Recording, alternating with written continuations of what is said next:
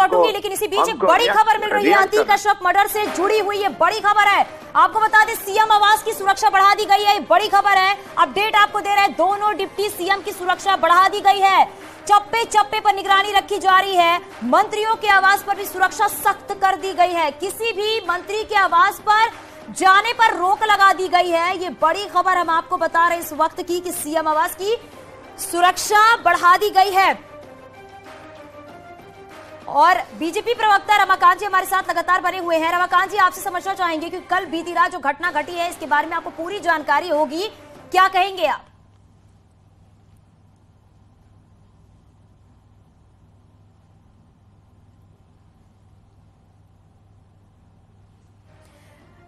रमाकांत जी, आपको मेरी आवाज मिल रही है?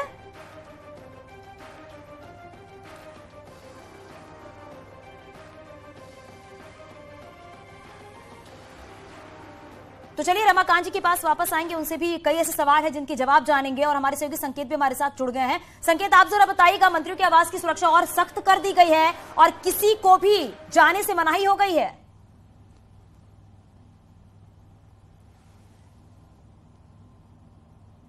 संकेत, आपको मेरी आवाज मिल रही है?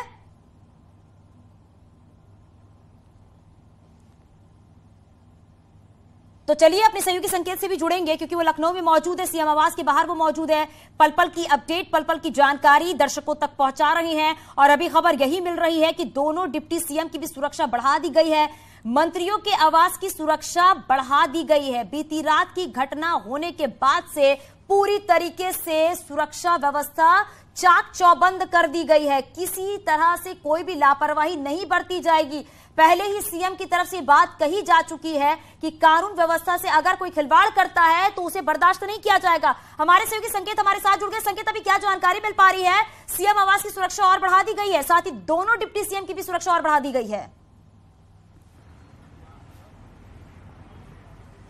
बिल्कुल, देखिए, मुख्यमंत्री आवास की भी सुरक्षा बढ़ाई गई है। इसके अलावा दोनों डिप्टी सीएम के आवास की सुरक्षा बढ़ाई गई है। यही नहीं, जो मंत्री के आवास हैं मंत्रियों के, हम आपको दिखाएंगे। ये मुख्यमंत्री आवास, ये 5 कालिदास मार्ग है और इस तरफ से मुख्यमंत्री, यही मुख्यमंत्री का आवास है। इस वजह से यहाँ ये गेट बंद रहता था, लेकिन दूसरी तरफ का गेट, जो इसके दूसरी तरफ गेट है, वो अमूमन खुला रहता था। वहां मंत्रियों के भी आवास हैं। डिप्टी सीएम केशव प्रसाद मौर्य का आवास है, सुरेश खन्ना का आवास है, जितिन प्रसाद का आवास है।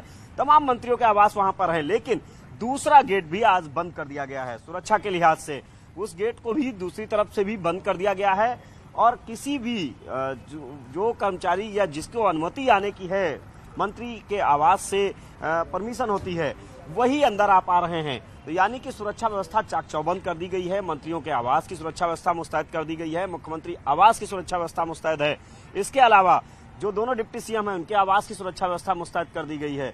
यही नहीं, सबसे जो खास बात है कि आवागमन, जो लोग हैं जो अमूमन दूसरे गेट से आते जाते थे डिप्टी सीएम केशव प्रसाद मौर्य के आवास पर या फिर मंत्रियों के आवास पर, वो 5 कालिदास मार्ग का दूसरा गेट भी बंद कर दिया गया है।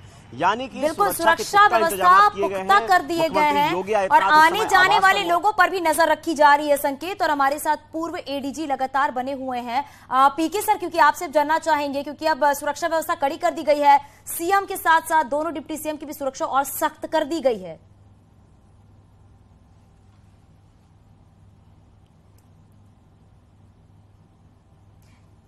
पीके सर, मेरी आवाज मिल रही है आपको?